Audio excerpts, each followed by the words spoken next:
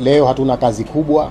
Kazi ile tuleta mbele yenu ni kuna mtiania anakuja kuchukua fomu ya kugombea urais wa Jamhuri ya Muungano wa Tanzania kupitia chama chetu cha ADC.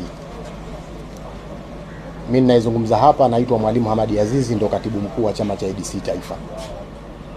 Jukumu langu la leo ni moja tu, kumkabidhi fomu mgombea. Nadhani yeye ndo ataongea baada ya kukabidhiwa fomu.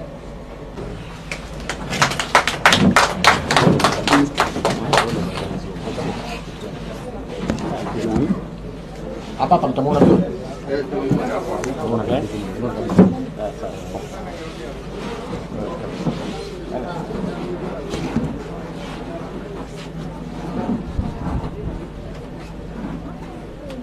Chama cha ADC kitaendelea kusimama imara katika kuhakikisha demokrasia, haki na maendeleo vinapewa kipaumbele. Tunakutakia kila laheri katika hatua zinazofuata kuelekea kwenye mchakato wa ndani ya chama, kwa maana ya kwenda kwenye mkutano mkuu wa chama maalum kwa ajili ya uteuzi rasmi sasa wa chama katika swala zima la ugombea.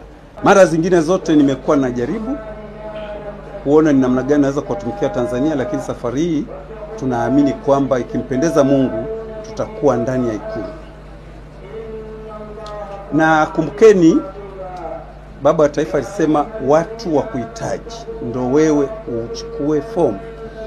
Nilikuwa na vyama 6 ambavyo vyote walinihitaji, lakini kulingana na hali halisi ya sasa na chama ambacho kwa kweli kinaendana na wakati, nikaona chama hiki cha ADC ni chama kitulivu, kinajali muungano, kinakwenda na amani na pia kina malengo ya maendeleo.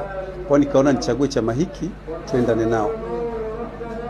Nimeanza safari yangu kutoka kijijini kuja Dar na nimefika, nimepewa fomu kwa mgombea rasmi wa chama cha ADC.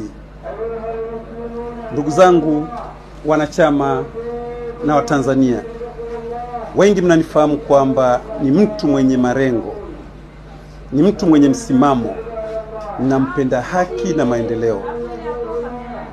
Ninaomba niwahakikishie kwamba nitapeperusha bendera ya chama hiki kwa malengo thabiti ya kuongoza nchi na kwa mwelekeo thabiti wa muungano, amani na maendeleo.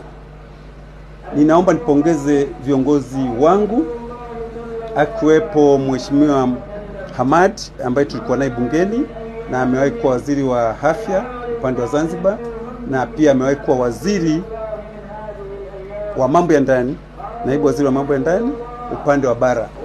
Kwa kweli wamenitia moyo kwamba nakwenda kufanya kazi na watu waungwana wenye malengo thabiti. Ni kwamba watu ndio wakuhitaji, usiwafate watu kutaka kuongoza. Wanachama wenzangu wamesema mimi nahitajika. Kwa hali hiyo na uhakika kwamba wameona uwezo wangu, watanipa nafasi niweze kuwaongoza kupitia urais wa nchi hii, alafu tufanye mambo makubwa kwa niaba ya Tanzania ambao wanahitaji mabadiliko, wanahitaji maisha mazuri, wanahitaji mambo mapya. Na ukichukulia kwamba ninawaahidi Watanzania wenzangu na namwahidi Mungu wangu kwamba nikibahatika kuwa rais wa nchi hii, na uhakika Tanzania itakuwa mpya